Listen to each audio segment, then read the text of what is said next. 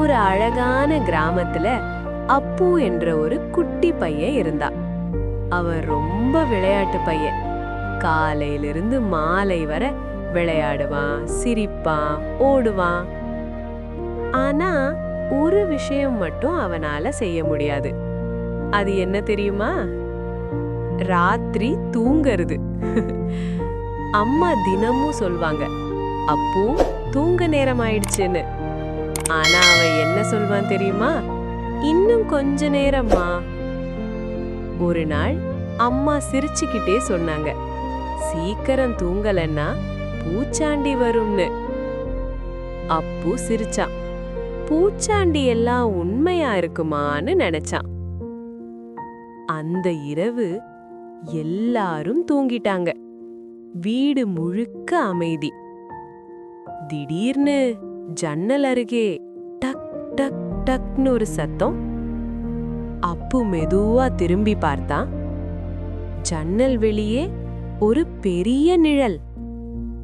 அப்போ ஒரு குரல், நான் தான் பூச்சாண்டி.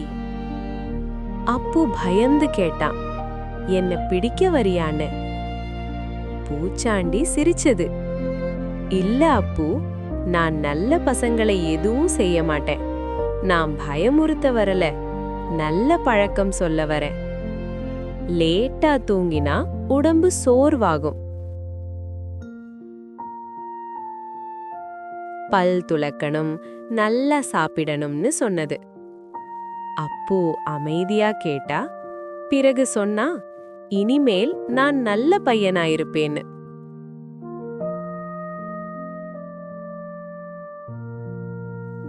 அடுத்த நாள் முதல் அப்பு மாறிட்டான்.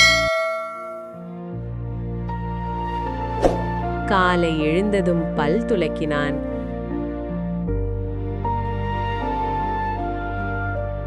டாய்ஸ் எல்லாம் ஒழுங்கா வைட்டான். முக்கியமா இரவு வந்ததும் சீக்கிரம் தூங்க ஆரம்பிச்சான். ஒரு நாள் தூங்க போறதுக்கு முன்னாடி அவன் ஜன்னல் வெளிய பார்த்தான்.